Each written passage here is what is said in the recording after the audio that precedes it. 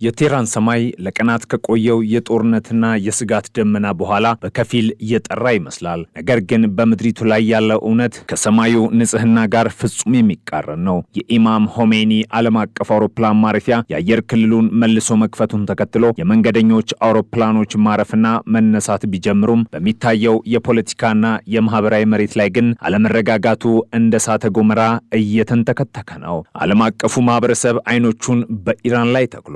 በዚህ ውጥረት መሃል የኢራን ከፍተኛ ባለስልጣናት የሚሰጡት መግለጫዎች የአሜሪካ የጦር ኃይል እንቅስቃሴና በጎዳናዎች ላይ ያለው የህዝብ ቁጣ ተደማምረው የመካከለኛው ምስራቅን ቀጣይ ጣፈንታ ጥርጣሬ ውስጥ ከተውታል። የኢራን ሪፐብሊክ መንግስት በአሁኑ ወቅት በሁለት ወሳኝ ግንባሮች እየተፈተነ እንደሚገኝ የአል አረቢያ መረጃ ያመላክታል። እንደ መረጃው ከሆነ የመጀመሪያውና ዋነኛው ፈተና በምዕራባውያን ዘንድ የጭካኔ እርምጃ ተብሎ የሚጠራው የውስጥ ተቃውሞ አያያዝ ሲሆን፣ ሁለተኛው ደግሞ ከአሜሪካና ከእስራኤል ጋር የገባችበት የቃላትና የስትራቴጂ ጦርነት ነው። በዚህ ወሳኝ ሰዓት የኢራን የውጭ ጉዳይ ሚኒስትር አባስ አራግቺ ለጋዜጠኞች የሰጡት ምላሽ የሁኔታውን ክብደትና መንግስት የገባበትን የመከላከል አቋም እንደሚያሳይ ነው የተገለጸው። ስለ ተቃዋሚዎች ዕጣ ፈንታና ስለሚናፈሰው የሞት ቅጣት ተጠይቀው አራግቺ በሰጡት ምላሽ በአሁኑ ሰዓት የሞት ቅጣት ወይም ስቅላት የመፈጸም እቅድ የለም ሲሉ ተደምጠዋል። የንግግር በውስጡ ብዙ መልእክቶችን አዝሏል። በአንድ በኩል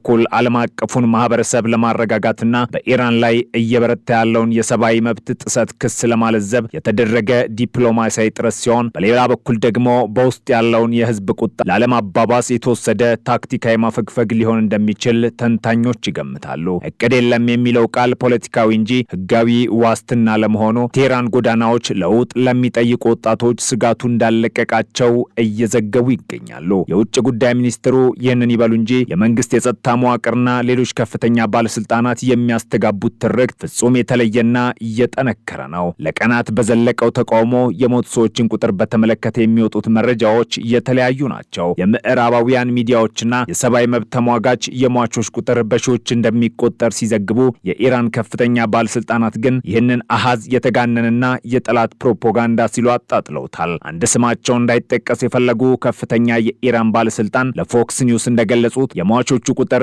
በምዕራባውያን ሚዲያዎች እንደሚወራው ሳይሆን እጅግ ያነሰ ነው። እኒሁ ባለስልጣን አክለውም የተፈጠረው ቀውስና የደም መፋሰስ የኢራን ህዝብ ፍላጎት ሳይሆን የእስራኤልና የውጭ ኃይሎች ሴራ እንደሆነ በጣት ቀስረዋል። ይህ የውጭ ሴራ ትርክት የኢራን መንግስት በተደጋጋሚ የሚጠቀምበት የመከላከያ ካርድ ነው። የውስጥ ችግሮችና የህዝብን የለውጥ ጥያቄ ወደ ውጭ ጠላት በማዞር ህዝቡን በብሔራዊ ስሜት ለማሰባሰብና መንግስት የሚወስደውን ማንኛውንም የኃይል እርምጃ ህጋዊ ለማድረግ የሚደረግ ስልት ነው የሚሉ ትንተናዎች በርክተዋል። ባለስልጣኑ እንደሚሉት እስራኤል በኢራን ውስጥ አለመረጋጋት ለመፍጠር የስለላ መረቧን በመጠቀም ወጣቶችን ለአመጽ እያነሳሳች ነው። ይህ ክስ ቴህራን ለቀውሱ ፖለቲካዊ መፍትሄ ከመስጠት ይልቅ ጉዳዩን እንደ የደህንነት ስጋት በመቁጠር የኃይል እርምጃዋን አጠናክራ ለመቀጠል ያላትን ቁርጠኝነት ያሳያል። በዋሽንግተን በኩል ያለው ሁኔታም ውጥረቱን ወደ አደገኛ ደረጃ እያሸጋገረው ነው። የአሜሪካ የጦር ኃይልና የብሔራዊ ደህንነት ምክር ቤት በኢራን ላይ ወታደራዊ እርምጃ ለመውሰድ የተለያዩ አማራጮችን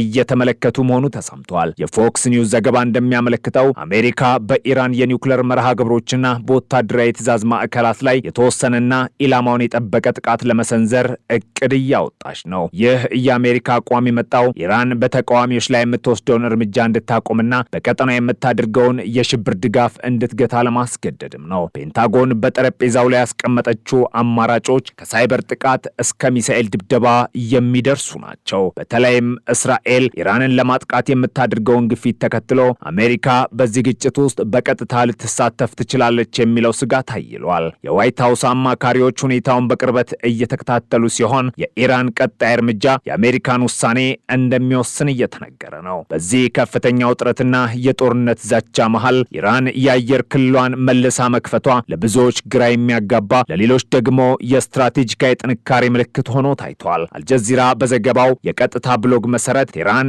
የአየር ክልሏን ለዓለም አቀፍ በረራዎች ክፍት ማድረጓን ማስታወቋ ሁኔታው ወደ መደበኛነት እየተመለሰ መሆኑን ለዓለም ለማሳየት የተደረገ ሙከራ ነው ብሏል። የአየር ክልል መዘጋት ለአንድ ሀገር ኢኮኖሚና ዲፕሎማሲያዊ ግንኙነት ትልቅ ጉዳት አለው። ኢራን ይህንን እርምጃ ወሰደችው ምንም እንኳን የአሜሪካና የእስራኤል ጥቃት ስጋት ቢኖርም የሀገሪቱን ኢኮኖሚያዊ እንቅስቃሴ ላለማሽመድመድና የምንፈራው ነገር የለም የሚል መልእክት መልእክት ለማስተላለፍ ነው። አውሮፕላኖች በቴህራን ሰማይ ላይ ሲበሩ ማየት ለዜጎችም ሆነ ለውጭ ታዛቢዎች መንግስት ሁኔታውን በቁጥጥር ስር እንደዋለ ለማሳመን የሚደረግ ስነ ልቦናዊ ኦፕሬሽን ነው። አየር መንገዶችና አብራሪዎች አሁንም በከፍተኛ ጥንቃቄና ስጋት ውስጥ ሆነው በረራዎችን እያደረጉ ስለመሆናቸው መረጃዎች አመላክተዋል። በራዳር ስክሪኖች ላይ የሚታየው የንግድ አውሮፕላን እንቅስቃሴ በወታደራዊ ራዳሮች ላይ ከሚታየው የሚሳኤል ዝግጅት ጋር ተዳምሮ የቴህራንን ሰማይ እጅግ አደገኛ ቀጠና አድርጎታል። ከዚህ ቀደም በነበሩት ተቃውሞዎች የኢራን መንግስት ፈጣን የፍርድ ሂደትና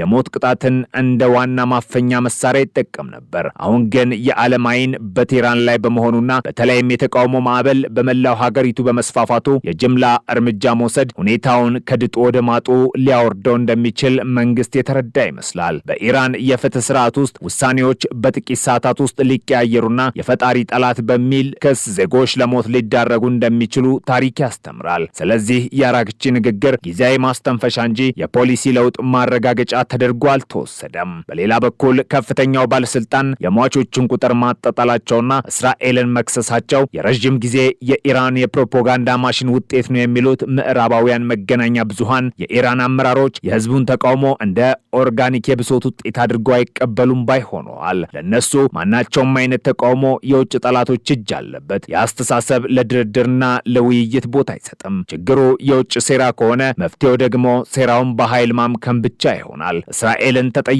ማድረግ ሁለት ፖለቲካዊ ግቦችን ያሳካል። አንደኛ የሀገር ውስጥ ደጋፊዎቻቸውን ሀገር እየተወረረች ነው በሚል ስሜት ማሰባሰብ፣ ሁለተኛ ተቃዋሚዎችን እንደ የእስራኤል ወኪል በመፈረጅ በህዝቡ ዘንድ እንዲጠሉና እርምጃው ህጋዊ እንዲመስል ማድረግ ነው። ነገር ግን መረጃ በሰፊው በሚሰራጭበት በዚህ ዘመን እንዲህ አይነቱ ክስ ምን ያህል ተቀባይነት እንደሚያገኝ አጠራጣሪ ነው። በቴህራን ጎዳናዎች ላይ የሚታየው ቁጣ የኑሮ ውድነት፣ የነጻነት እጦትና የመልካም አስተዳደር ችግር ውጤት እንጂ የውጭ የስለላ ድርጅት የፈጠረው ተውኔት እንዳልሆነ ለብዙዎቹ ግልጽ ነው። የአሜሪካ ጥቃት የመሰንዘር አማራጭ ጉዳይ ቀጠናውን በቢላዋ ጫፍ ላይ አቁሞታል። ዋሽንግተን እርምጃ ለመውሰድ ከወሰነች ይህ ተራ ግጭት አይሆንም። የኢራን የኒውክሌር ጣቢያዎች፣ የአብዮታዊ ዘብ ጠባቂ ማዘዣዎችና የሚሳኤል ማከማቻዎች ኢላማ ሊሆኑ ይችላሉ። ኢራን በበኩሏ እንዲህ አይነት ጥቃት ከተሰነዘረባት የመጨረሻውን ጦርነት እንደምትከፍትና መላውን መካከለኛው ምስራቅ እስራኤልና የአሜሪካን ጦር ሰፈሮች ጨምሮ በእሳት እንደምታቃጥል በተደጋጋሚ ዝታለች። የአየር ክልሉ መከፈት በዚያው ውድ ሲታይ ኢራን ለጦርነት አልጓጓሁም ነገር ግን አልፈራሁም የሚል ድብቅ መልእክት እያስተላለፈች ይመስላል። በኢኮኖሚ ማዕቀብ የደቀቀው የኢራን ኢኮኖሚ የአየር ክልል መዘጋትን የሚሸከምበት አቅም የለውም። ስለዚህ አደጋውን ተቀብሎ በረራዎችን ማስቀጠል ለህልውና የሚደረግ ውሳኔም ነው። የዛሬው የኢራን ሁኔታ እንደተወጠረ የቫዮሊን ክር ነው። በአንድ በኩል የመንግስት ባለስልጣናት ዲፕሎማሲያዊ ቋንቋ በመጠቀም ሁኔታውን ለማለዘብና ክሶችን ለማስተባበል ይሞክራሉ። በሌላ በኩል ደግሞ የደህንነት መዋቅሩ የውጭ ጠላቶችን እየከሰሰ የውስጥ አፈናውን ለመቀጠል ምክንያት ይደረድራል። አሜሪካና እስራኤል ደግሞ ጣታቸውን በምላሳቸው ላይ አድርገው ትክክለኛውን ጊዜና ቦታ እየጠበቁ ነው። በዚህ ሁሉ መሃል የኢራን ህዝብ በሁለት እሳቶች መካከል ተቀርቅረዋል። የመንግስት ጭካኔና የውጭ ጦርነት ስጋት። የቴህራን አየር ማረፊያ ለጊዜው ሰላማዊ ቢመስልም በራዳር ስክሪኖች ላይ የሚታዩ ነጠብጣቦች የመንገደኞች አውሮፕላን ብቻ ሳይሆኑ የማይቀረው ግጭት ጥላዎች ጭምር ናቸው። የነገው ቀን ለኢራን ምን ይዞ እንደሚመጣ በውል ባይታወቅም በእርግጠኝነት መናገር የሚቻለው ነገር ቢኖር የቃላት ጦርነቱ፣ የክስ ናዳውና የዲፕሎማሲው ሽኩቻ ገና የመጨረሻ ምዕራፍ ላይ አለመድረሱን ነው የሚያሳየው። ሰማዩ ቢጠራም ምድሩ ግን አሁንም እንደተናወጠ ነው።